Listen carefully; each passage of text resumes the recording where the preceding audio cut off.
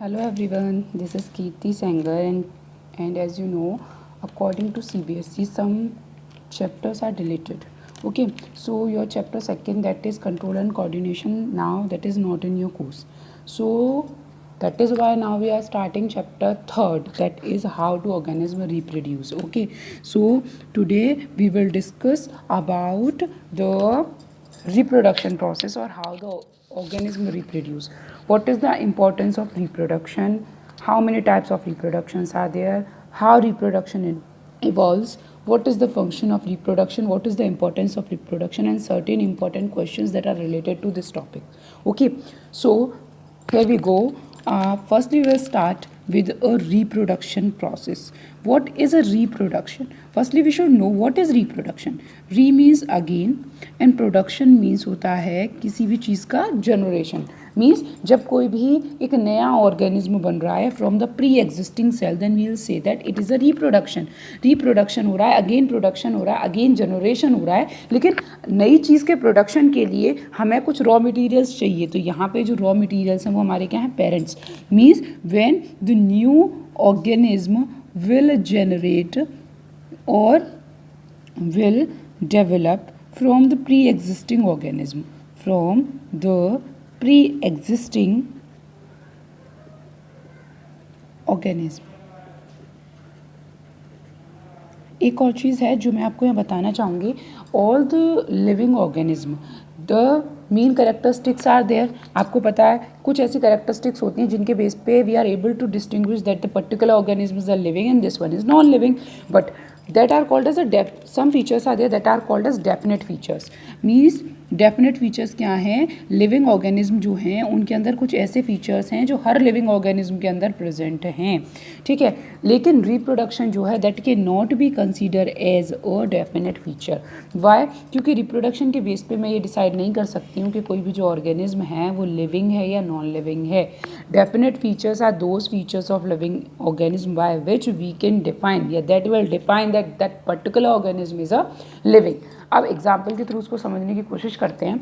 जैसे मैंने बोला, if organism is there in that metabolic activities are going on, जिसके अंदर मेटाबॉलिक एक्टिविटीज़ हो रही हैं, then you will say ma'am if metabolic activities are there ना, then we will say that yes it is a living organism. अब मैंने आपको बताया कि एक ऑर्गेनिज्म है जिसमें रिप्रोडक्शन हो रहा है, तो आपने बोल दिया हाँ मैम ये भी लिविंग है. अब मैंने आपसे बोला इसमें रिप्रोडक्शन नहीं हो रहा है, तो क्या इसका मतलब ये है कि वो लिविंग नहीं है? Means if a pair is a sterile, if a pair don't want child, या कोई एक इंडिविजुअल है जो कैसा है? स्टेराइल है, तो क्या आप ये थोड़ी बोल सकते हो कि वो लिविंग है या वो नॉन लिविंग है? Means on the basis of reproduction you can't define a organism is living और a non living. That is why we can't consider reproduction as a definite feature but yes we can consider reproduction as a fundamental feature or basic characteristic of a living organism. Okay, so here we will discuss about the reproduction. So what is reproduction? The development of new organism from the pre-existing cells. अच्छा, अगर मैं बात करती हूँ reproduction, तो दो तरीके से है जिसमें हम पढ़ते हैं कि अब इसमें एक जो मेन क्वेश्चन है जो बार बार बोर्ड में रिपीट होता है, that how can you say that reproduction is important for the survival of the organism.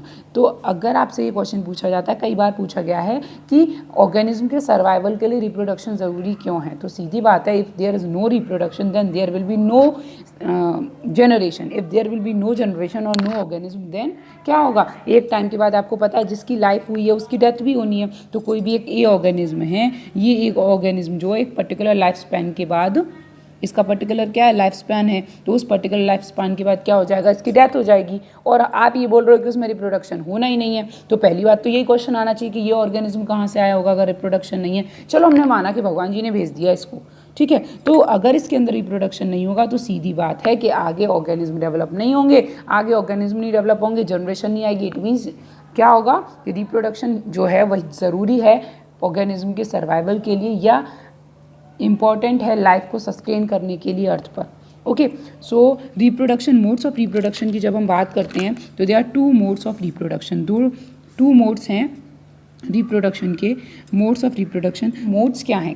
तरीके कौन कौन से हैं? So 2 modes are there. First one is called as asexual reproduction and second one is called as a sexual reproduction.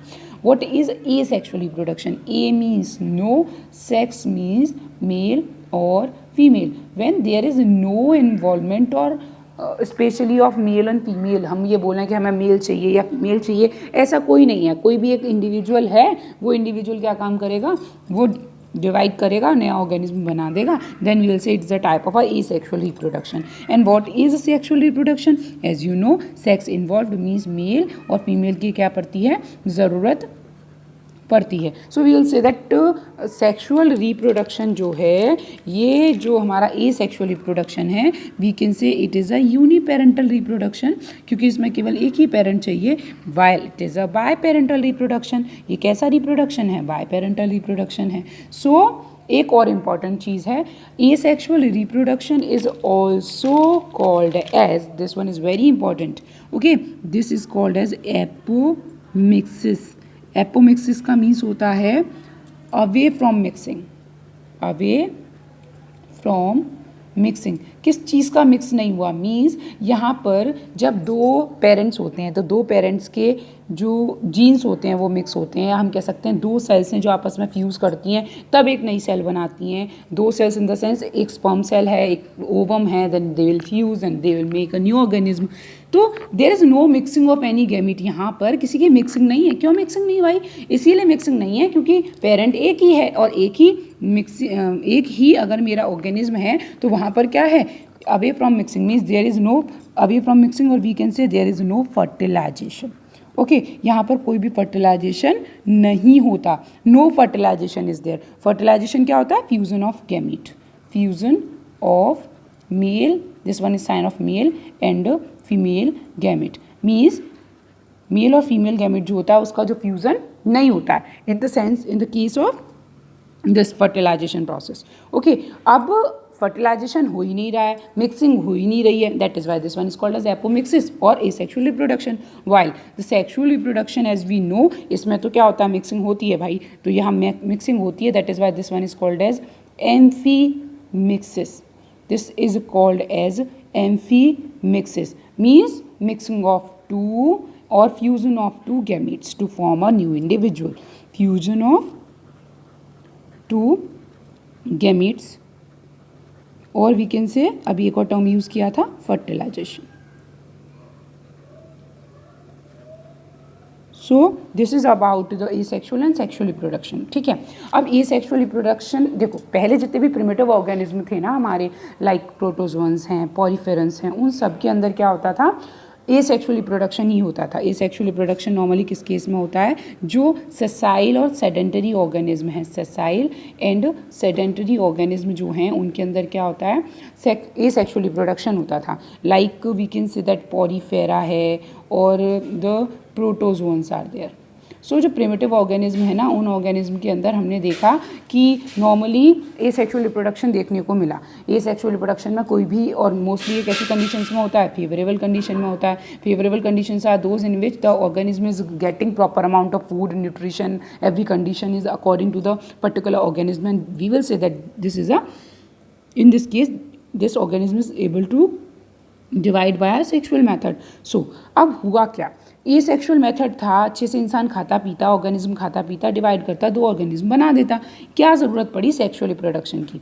क्योंकि ये sexual reproduction, जैसे हमने बात की, यूनिपेरेंटल रिप्रोडक्शन है. तो यूनिपेरेंटल रिप्रोडक्शन होने की वजह से इसमें कोई भी वेरिएशन नहीं आ पाती हैं, वेरिएशंस नहीं आती हैं. और वेरिएशन ना आने की वजह से क्या होता है, आपको पता है कि हमारा जो एटमॉस्फेयर है, उस एटमॉस्फेयर में जो एनवायरनमेंट है वो तो लगातार चेंज हो रहा है. हमें भी अपने एनवायरनमेंट के अकॉर्डिंग खुद को एडजस्ट करना पड़ेगा, अडेप्ट करना पड़ेगा. और एडेप्टेशन किसके थ्रू आती हैं, वेरिएशंस के थ्रू आती हैं. जैसे मैं ये बोलूँ कि मेरे पापा को सपोज़ फ़ोन चलाना नहीं आता, मैं भी फ़ोन चलाना नहीं सीख रही हूँ, ठीक है, या वो ने कोई भी टेक्निक के बारे में नॉलेज नहीं है, मुझे भी कोई टेक्निक के बारे में नॉलेज नहीं है. इसका मतलब क्या है कि मैं अगर एटमॉस्फेयर के अकॉर्डिंग, एनवायरनमेंट के अकॉर्डिंग खुद में चेंजेस करूँगी ही नहीं, तो क्या मैं कहीं भी कंडीशन में अडेप्ट कर पाऊँगी? नहीं. तो variations leads to adaptation and adaptation leads to evolution. ये भविष्य में क्या लाती है, इवोल्यूशन लाती है. Because there is no variation, यहाँ पर वेरिएशंस डेवलप नहीं होती हैं सेक्सुअल रिप्रोडक्शन के केस में. लिसन, अब इसमें एक क्वेश्चन आता है कि जो बोर्ड में क्वेश्चन आता है कि does asexually reproduced organism are exact clone of their parents, exact clone of their parents, क्या अपने पेरेंट्स के वो एग्जैक्ट क्लोन होते हैं, then you will answer that yes. But इसका आंसर हम हमेशा यस नहीं देंगे, वाइल क्योंकि आपको पता है जब भी सेल डिवाइड करती है तो वहाँ पर उनका डीएनए भी डिवाइड करता है, that we will discuss in next video. Okay, तो जब डीएनए का डिवीज़न होता है तो हम क्या बोलते हैं कि जब डीएनए डिवाइड कर रहा है इट मीन्स क्या होगा कि डीएनए के डिवीज़न की वजह से क्या होगा कि जो कभी कभी ऐसा देखा गया है कि डीएनए डिवीज़न के टाइम पे म्यूटेशन हो जाता है जिसकी वजह से जो ऑर्गेनिज्म बनते हैं वो एग्जैक्ट कॉपी नहीं होते देयर पेरेंट्स की। So what is the need, क्या ज़रूरत पड़ी सेक्सुअल रिप्रोडक्शन की, तो आप सीधे यही बात बोलोगे कि जो एसेक्सुअल रिप्रोडक्शन है उसमें क्या होता है, normally it is a uniparental reproduction और मोस्टली इसमें वेरिएशंस नहीं आती हैं। वेरिएशन नहीं होंगी तो क्या होगा, अभी हमने बात की एडेप्टेशन नहीं होगा, और एडेप्टेशन ना होने की वजह से क्या होगा, ऑर्गेनिज्म के सर्वाइवल में क्या होगी, सर्वाइवल डिफ़िकल्टी होगी, और सर्वाइवल डिफ़िकल्टी होगी तो मे बी वो ऑर्गेनिज्म क्या है वो उसकी डेथ हो सकती है, या फिर वो थोड़े टाइम बाद जो उसकी स्पीशीज़ है वो क्या हो सकती है वहाँ से रिमूव हो सकती है। दैट इज़ वाई कौन से रिप्रोडक्शन की ज़रूरत पड़ी, सेक्सुअल रिप्रोडक्शन की ज़रूरत पड़ी, because it is a biparental reproduction. और इस वाले केस में क्या होता है, वेरिएशंस आती हैं और वेरिएशंस डेवलप होंगी तो सीधी बात है क्या होगा, एडेप्टेशन होगा और ऑर्गेनिज्म के सर्वाइवल में हेल्प मिलेगी। So this video is about the modes of sexual reproduction और it is about the introduction of reproduction. अगर वीडियो अच्छी लगी हो तो प्लीज़ शेयर कीजिए, सब्सक्राइब कीजिए और लाइक करना ना भूलिए। अगर कोई भी सजेशन है तो कमेंट बॉक्स में अपना सजेशन ज़रूर दीजिए। Thank you.